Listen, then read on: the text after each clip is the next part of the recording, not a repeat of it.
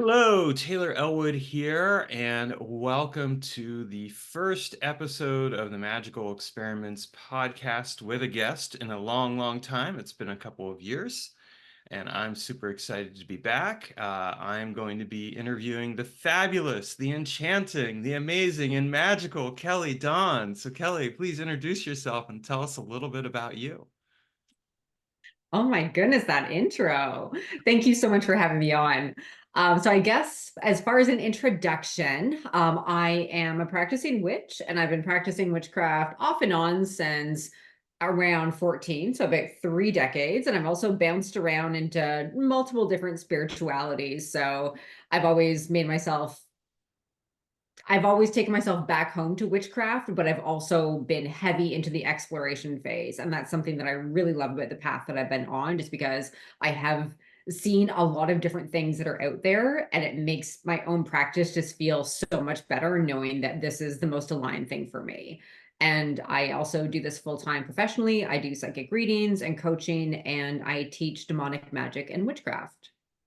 Nice, excellent. Well, I hear you on that. I mean that's why I'm a magical experimenter. I think that it's important to kind of challenge what you know to discover what you can learn, and yet it is interesting how things come back around full circle. A lot of times, I started at this point here, and then I spiraled over here, and I spiraled over here, and whoa, look, here I am again, back where I was before, but in a different way because I have all these experiences that change what I'm doing and how I understand it.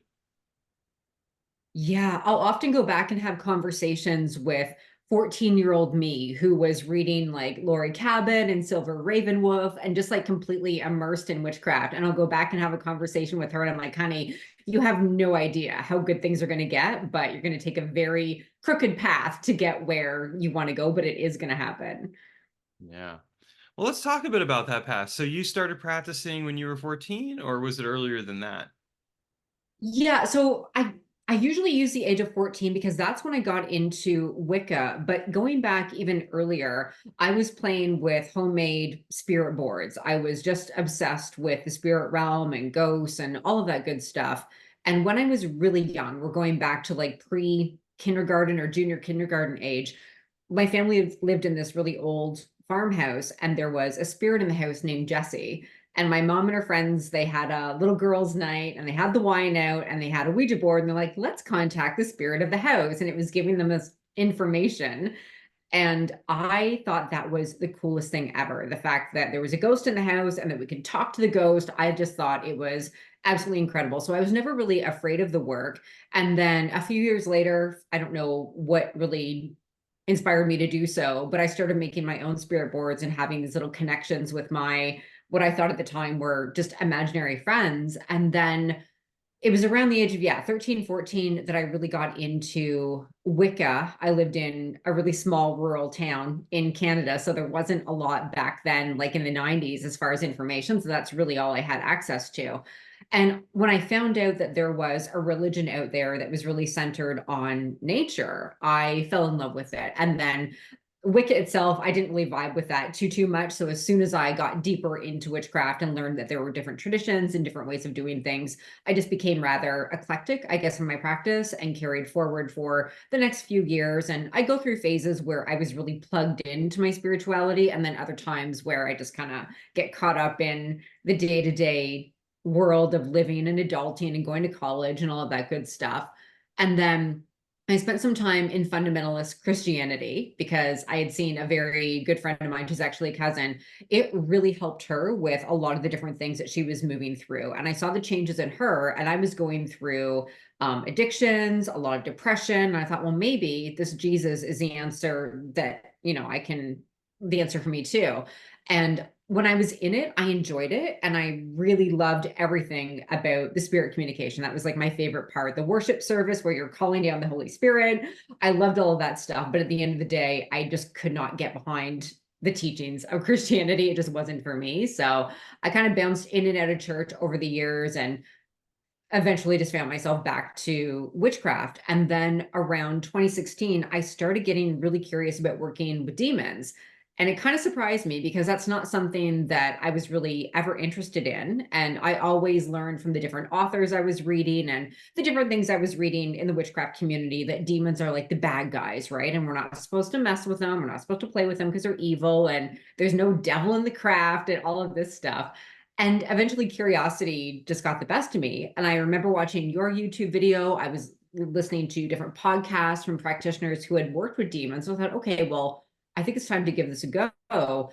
And I just completely fell in love with working with the Infernals. I had this incredible relationship or experience rather with Lucifer around then. I think it was November 2016. And that really solidified like my path. And I feel like this is where I'm meant to be. And if that ever changes in the future, of course, I'm open to it. But I've basically been into working with demons primarily since then.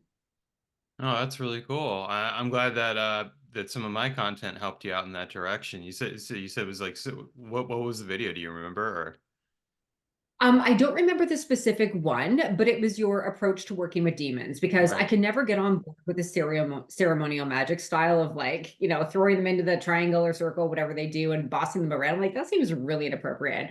But there was like just an ease to the way that you work with them. And it seemed to be really focused on building those relationships instead of seeing them as these things that we can just control because we're, these big bad magicians. Like that wasn't the vibe at all. And I really appreciated that. And thank you. Yeah, no, I mean it is an interesting thing that you kind of have these two different perspectives. One, which ironically enough is really rooted in Christianity in a way, like it's that one of control. And fun fact, I also went through my born again Christianity phase. When I No was way. yeah, when I was a teenager. I it was before I officially got into magic. Like you, I was always into magic. Like I think, as a kid I was reading fantasy books, I was reading the Greek myths, so I was always fascinated by that stuff. But then there was a period of time where I was a born again Christian, but what turned me off was like they were like, "Well, you can't read fantasy books because that stuff's evil." And I'm like, well, why not? That's what I like to read. Like, like there's nothing wrong with that. And then, yeah, so eventually I got out of that and I didn't get into Wicca. I got into neo-shamanism and elemental hermeticism. So I was a little bit atypical of the 90s kids, but, they were getting into magic. But no, that's pretty cool. But yeah, it is interesting because I find that like, I've read stories or I've seen stories too where people are like, well, I summoned the demon and I forced it to do stuff, and then, my life went haywire. And I'm like, well, can you see the connection there, people? Right. Yeah. Now, you actually have a book that came out recently on demonic magic. Can you tell us a little bit about that book? Yes, I do. It came out in January and it is the Practical Guide to Luciferian Witchcraft. And it is very basic. It was the book that I wish I had when I first started working with demons because I'm the type of person I want to read everything, I want to research everything before I dive right into it. And I know for myself, it's really easy to get caught up in that consuming of information and not practicing. But when you're practicing, especially when it comes to magic and spirit work, that's when you're going to really discover your connection to that realm, regardless of the type of magic that you're doing or spirits that you're working with. And so it's not a very big book, but it's packed with everything that someone needs to get started working with Lucifer and the elemental demons. Oh, cool. And where's that available? It's on Amazon. On So it's in Amazon? Kindle as well as, yeah. Oh, okay. If you ever want to go wide, let me know because I mean, I can give you some tips on that. There's some like on Kobo and Barnes and Nobles and all that stuff too. But Oh, that's just an awesome. aside. Yeah, that's just an aside. I know we're in this interview, but I'm just like, the independent, the indie author in me was like, oh wait. So, you know, Excellent. but yeah. Um, that's awesome though. Congratulations. I mean, getting a book written is always an accomplishment. And so that's great. Are you working on other books then or anything along those lines? Yeah, and I find it so funny because that book, it started back in 2020. And I think it was around maybe like 30,000 words in, and I was just packing it full of everything I knew about magic and witchcraft, as well as working with demons. And everything was flowing for a while. And then I hit this major roadblock, and I was like, I understand that writer's block is a thing and that you're going to come up against resistance sometimes, but it started to feel horrible. And then I went in and I started editing like as I was writing it, and I ended up trashing it. I'm like, I hate this process. I don't want to write this book. And if it's ever meant to come through me, it's going to come through in a much easier way. And I started it last September, Mhm. mid-September, and had it finished by January, and everything just like flowed out. It was so, so easy. So, as far as another book, there are a couple that I have going on. I've been doing some work with Satan, and I got the download for an entire book coming through around him, but it's coming through in like very patchy sections, if that Mhm. makes sense. Like I'll sit down, connect with him, and do meditation work, and I'll do some channeling for it, and I'll have like a few pages of notes, like just pour through, like automatic writing style. And then I'll go through like 2 weeks where I'm like, nope, we're not doing any of that. So I'm kind of just letting that flow and not putting any pressure on it, having to be released by a certain date, but that's probably going to be the next one. Very cool. Awesome. Well, we'll definitely have to keep our eyes peeled for that when it comes out. I'm actually getting ready to work on my own book on demonic magic, so I'm pretty always really excited to see what other people put out there because I've been busy doing my research and reading of various authors and stuff just to kind of see. I mean, I'm encapsulating a whole bunch of experience, but it's like, it's good to see where other people have been. You gotta, like you said, you kind of have to look at the territory and map it out a little bit with keeping in mind the cliche, of course, but see like, okay, what is it that's here that then we can take and share, with other people. So I'm really thrilled that you're writing and sharing that kind of work out there. One of the things that I really admire about you is just your presence in general. Like you're always, putting some really interesting content out there. You've got this Order of Demonic Magic. Can you tell us a little bit about that and what's involved with that? Yeah, that is a group program that came through back in the spring. And it's basically an extension of what I teach in the book. And so it really helps people connect with their own inner witch energy. So they're being guided by their most intuitive, empowered self, and then developing their psychic abilities, working with energy, doing spell work. And then the core of the program is working with demons in a respectful way. So in a very like intimate relationship based kind of way. And at first, that program, when it came through, like I got the idea of it, it was going to be 3 months long and it was going to be something that I would just roll out a few times a year. And then as I got into it, as I got teaching and engaging with the people that are in there, I thought, I really want this to be a place that's open all the time for people to come in. So it's open all the time for people to join. And I also add in extra trainings and any kind of magical experiments I'm doing, thoughts on magic and witchcraft. They all get kind of dumped into the order as a place for anyone who wants that kind of content. That's the best place to find it. No, excellent. No, I think that's really good. And do you find that when like people first get in, do you find that like any of them are kind of like, well, like do they bring any fears or concerns about working with Damons, or do you find that they're like normally like kind of like, yeah, gung ho, all ready to go, or a mix of Yeah, both? I think, yeah, it's definitely at this point a mix of both, but I have had conversations with some members, and they have shared stories about their time in Christianity and their resistance to working with demons. Not that they are still involved in church whatsoever, but there are just so many misconceptions about demons. Even if someone's been practicing witchcraft for a while, it is kind of like that taboo, like we don't go there, we don't work with them kind of general vibe. And so when they come in, and they go through the teachings and they have their own experiences, they're like, holy shit, like this is nothing at all that I thought it was going to be in the best way possible. So even though there is that initial fear moving in, the desire to work with the demonic is stronger and more present, and that's what really leads them into that space. Yeah. Yeah, it is interesting how much deprogramming has to kind of go into that because of just the cultural baggage or garbage, if you will, that kind of comes in. And it's interesting because I mean, I'll see this from different authors. They'll kind of talk about, oh, well, we don't work with the demonic, and I'm like, but have you looked at like why you don't work at it? Like it actually has to do with a religion that you're not part of and that you don't want to be part of. A religion that was actually taking these spirits out of their original context that they were in and demonizing them because like, oh, we can't be working with that. And it's like there's not it just kind of strikes me as like the oddest thing that people don't question that more often. Yeah.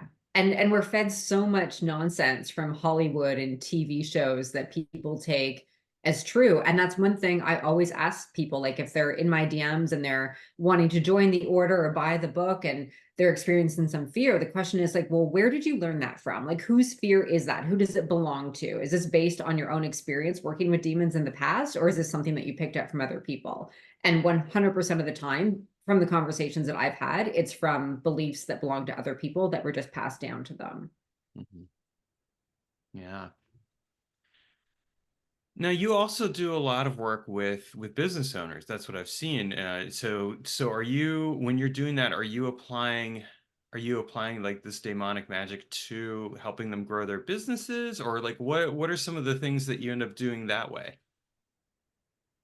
Yeah, so that side of my work is separate from the demonic Okay. magic unless the client specifically wants to learn more about working with them. And then we can definitely dive into some practices that they can do to help them grow their business. But for the most part, with my business clients, I'm doing psychic readings for them, acting as an advisor and also a coach to really help them more with the mindset and energetic piece of growing their business.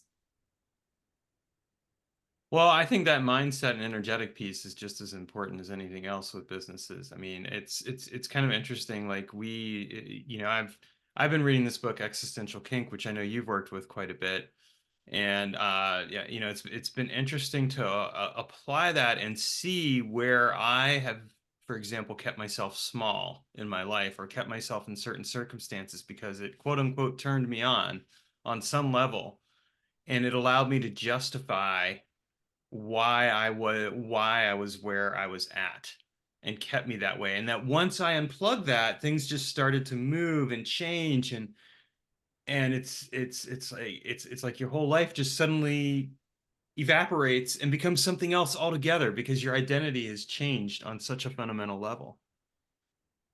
Yeah, and it can happen so quickly. Like sometimes things take time to shift and realign, and other times it's like blink of an eye and you're like operating on a different timeline.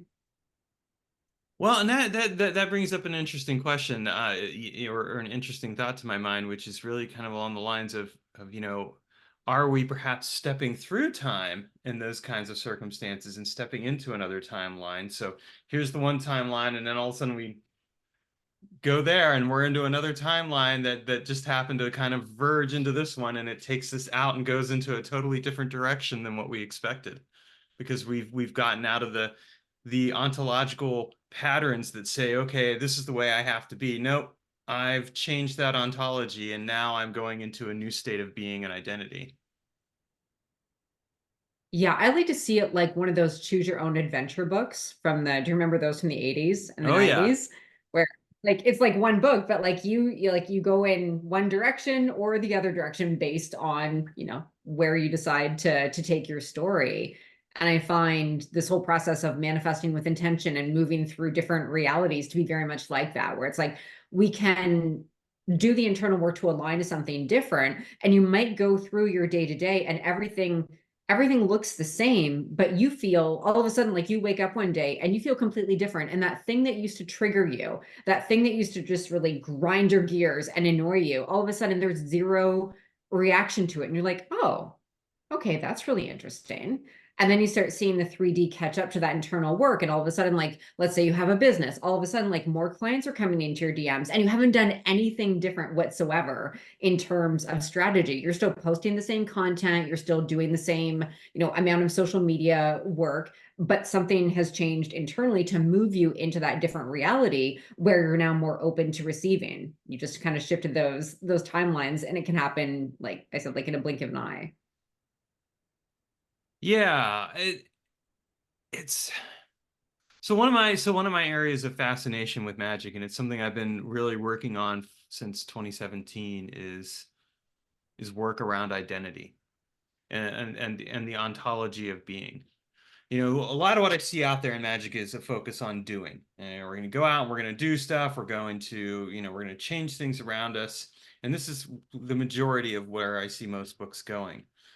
But as I've been looking at this, I've been looking at it more and more from a place of identity. Like, okay, what we're fundamentally changing is our identity, and we're changing that identity in alignment with the world around us, the universe, whatever. And so it is. I mean, I've kind of likened it to that approach to the timelines, where it's kind of like, okay, here's your time here, and you go through here, and you end up going somewhere else. Because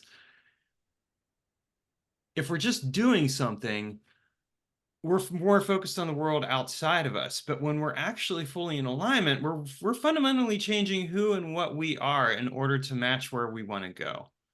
And so we're not choosing to stay in the same place over and over again. Instead, we're fundamentally changing our relationship with who and what we are and with our expression in the world. And whether that's with the help of demonic spirits or other types of spirits, or it's sigils or candle magic or whatever else, or it's all just this very fundamental interesting shell game in a way. It's like, okay, what are you really changing? Yeah. And that's the thing with identity. When you change that, that's when manifestations start showing up faster and easier because you have changed like the programming instead of going outside of yourself trying to force things in your reality to be different. And my first experience with this was years ago, back in my 20s. I smoked about half a pack a day, but I did it for, I forget how long, maybe 5 7 years, somewhere around that. And I picked up Alan Carr's, I think the book is called The Easy Way to Quit Smoking, or The Easiest Way to Quit Smoking, something like that. And by the time I finished reading the book, I had zero desire whatsoever to smoke again because he helps you change your identity and remember that you are a non-smoker. Smoking is just a habit that you picked up, but that's not who you are. And when you stop identifying as someone who's trying to quit, and you stop identifying as a person who's trying really, really hard to break this bad habit, it just becomes easier because you're focused on shifting the identity and not the habit. And so I always bring that into any work that I do with clients and in my own life. It's like, who do I need to be in order to be living in the experience that I want to be living in, as opposed to what do I have to do? Yeah, yeah, and that's powerful. I mean, because when we switch away from from doing to being, we automatically slip into an easier way of approaching things. We're not, then it's really just, okay, what do I need to get out of the way within myself? What are the blocks? What are the things? You know, I would say for myself, this has been really interesting. Like the last couple months, I've been engaged in this very process. I've kind of been like, I'm tired of my bullshit. I'm tired of the things that aren't working in my life.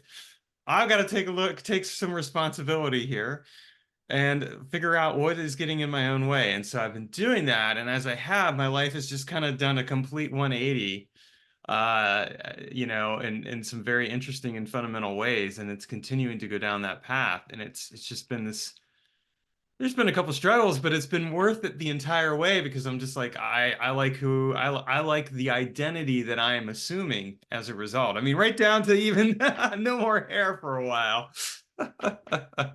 I think the last time you and I talked, I still had hair. You did, yes. That's the thing that I think is really interesting, and I'm kind of curious. Do you think that like even experimenting with my visual appearance has been kind of a fun process of magical work? It's like here I'm reinventing myself yet again. And I've been in this process for a little while now, changing the clothes that I wear, changing some of the self-care habits, all these other things in order to step into this new reality instead of continuing to stay in the reality that doesn't work for me. You know, like that's kind of what I wonder, like where people maybe need the most help. Hey, go out there and change something radical about yourself. Yes. Yeah, do the thing that feels uncomfortable. Like do the thing that your inner voice is probably like, oh, that might be scary, that might be hard. What are people going to think? If it feels true for you, if it feels in alignment for you, that's the thing that you need to do because that's going to push you over the edge into that next level identity that's meant for you to step into now. Yeah, that's exactly it. So doing the thing that is uncomfortable, leaning into it, because the discomfort, if we shy away from that, that's where we keep ourselves in that nice, comfortable little bubble that we never grow out of. that so many people get stuck in. Yeah. Yeah. I was there for years in my life. Like I worked for my dad. He owned electrical wholesale companies, and I was terrified to leave. And I knew for years and years that I didn't want to be in that business. It's not something that I wanted to spend my life doing. But it took me like 16 years to get out. And I would go to college for something and I come back and I remember my dad, he definitely had my best interest at heart and he was looking out for me, but he's like, "Do you really think you can make it out there on your own?" And I was like, I don't think so. I don't know, but I don't think so. And I'd be so scared. And I would quit and I would go work at other jobs and I come running back to this company. And there was nothing wrong with the company. I wasn't running away from a situation that was bad or anything, but I knew I was comfortable there. And I knew as long as I stayed, there was no way I was ever going to grow and create the life that I wanted. And finally it got to the point where I was like, I need to get out. And I ended up quitting that job, which paid me a lot of money. And I was very comfortable there to go work at Tim Hortons and serve coffee and wear like a visor and a polyester uniform. I'm like, this is what I need to do in order to get really uncomfortable and put myself into a position where I am going to be forced to figure out what I want to do with my life. And I'm so glad I did it, even though the process of that was really ugly and really messy. What came through on the other side was the best thing. Yeah. Yeah, that's just it, you know. So I think really kind of fundamentally we have to do that sometimes. I mean, for me, this is you know, at the time of this recording, I had just left my day job of 2 year, 2.5, almost 2.5 years. And I am stepping out into a bold new adventure. And part of it's just like, yeah, you know, I'm gonna go into this place that's uncomfortable and I know I've got it. Because if I go into it with any other kind of perspective, that's what's going to keep me from being successful. And it'll have me running right back to where I don't want to be. Yes. And it was interesting Yeah. because my manager's like, "You always have a place here, like you can call me up." And it's like, I'm not gonna give you a call, dude. Like we're done. You know, like I didn't say that to him, but that's exactly what I thought. I'm like, I don't want to go scurrying back to that place because yeah, sure, I could get back in there and I'd have that stable pay and everything else, but what I won't have is the respect for myself. I won't have Yeah. that journey, that identity assumption that's going to allow me to step into the next level and level up my life and my practice and everything else. And I think sometimes that's what keeps people back. And that's where, you know, working with someone like yourself or working with someone like me can be so valuable for anyone because it's like, okay, if you're holding yourself back, you sometimes need that extra perspective, that extra set of eyes and that gentle and sometimes firm push that says, go out the door, do it, do what you got to do. And that happens because we both know what that's like. Yes. Yeah. I love having coaches and mentors myself because even when we know what we need to do, our brain is wired for safety and security, and we will find excuses to stay in our old patterns. And also, we often can't see what we need to see because we're so in the thick of it. And having an outside perspective, being like, "Hey, have you ever thought about this situation like this?" And the person's like, "No," because your brain doesn't make that information available because that information will lead you to growth and expansion, which it does not want you to experience. And so you just get stuck on like a hamster wheel of doing the same thing day in and day out, or doing things that keep you busy, but they're not actually creating the change. And so having someone say, like, "Hey, this is actually what's going on. This is the thing that is going to need to occur in order for you to create real change." And then, especially when you have skin in the game, when you're paying for support, often that's the thing with the way that we are now in the world, that's the thing that pushes us into that movement that we know we need to make, but sometimes on our own it can just feel a lot easier to stay where we are. Yeah.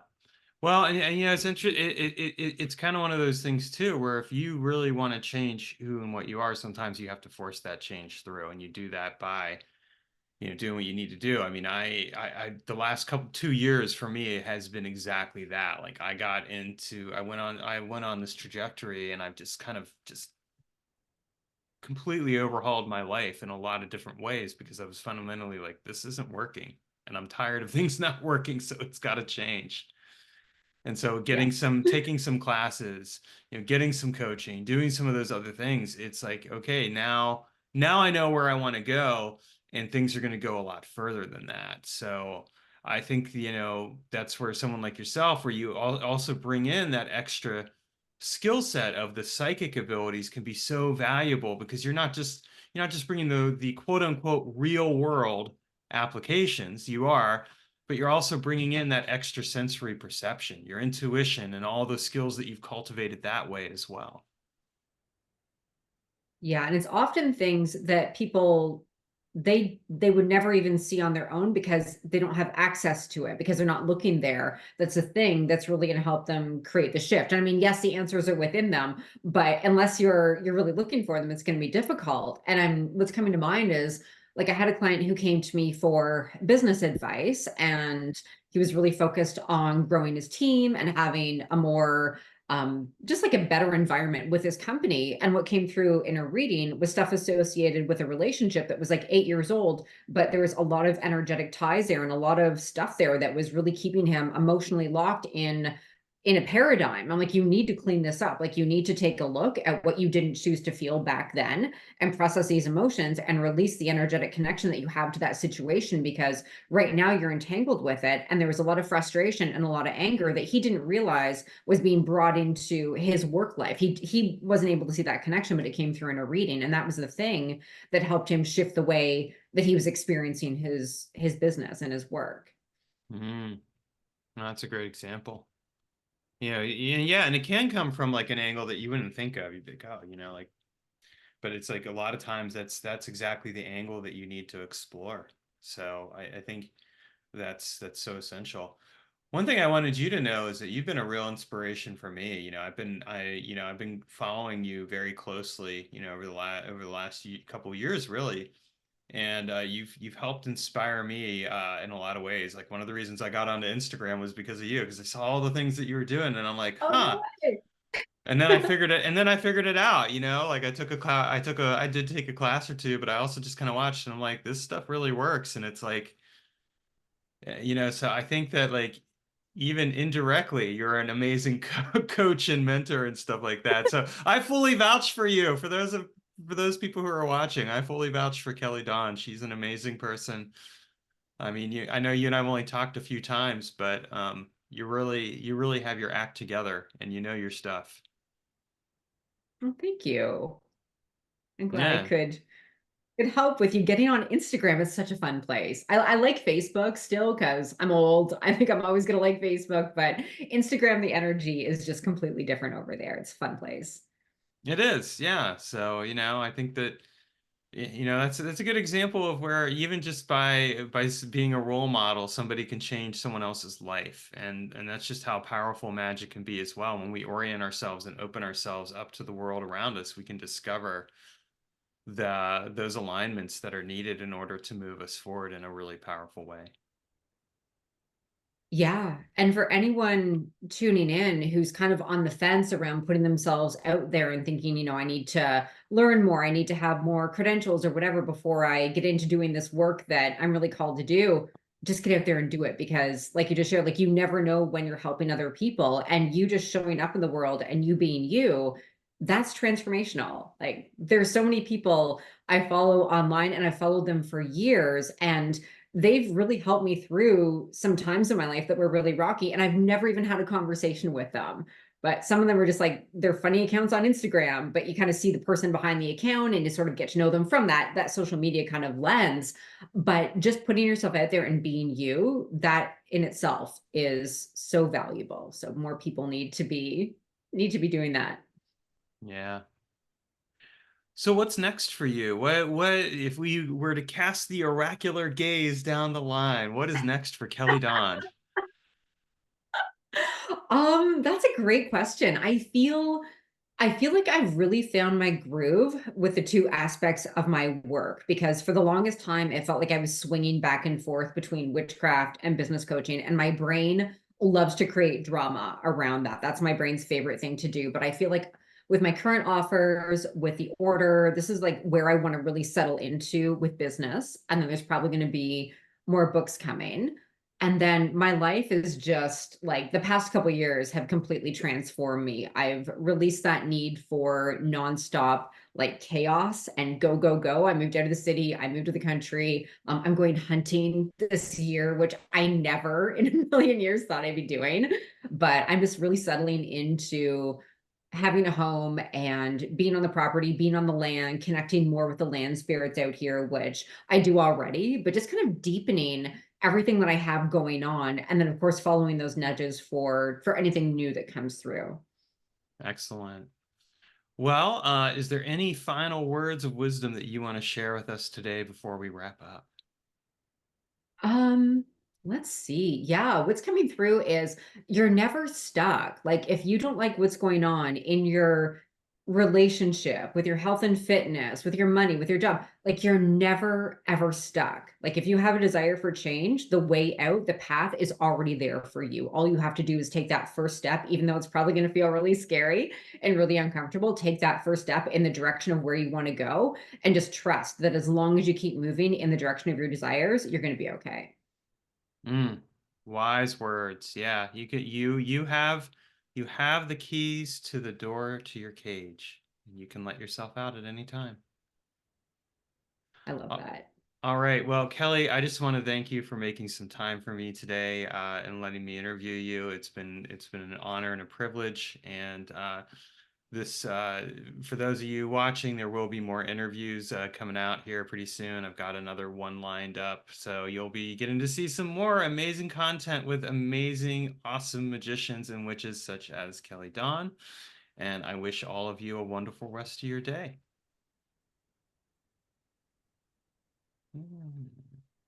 Hold on. Okay.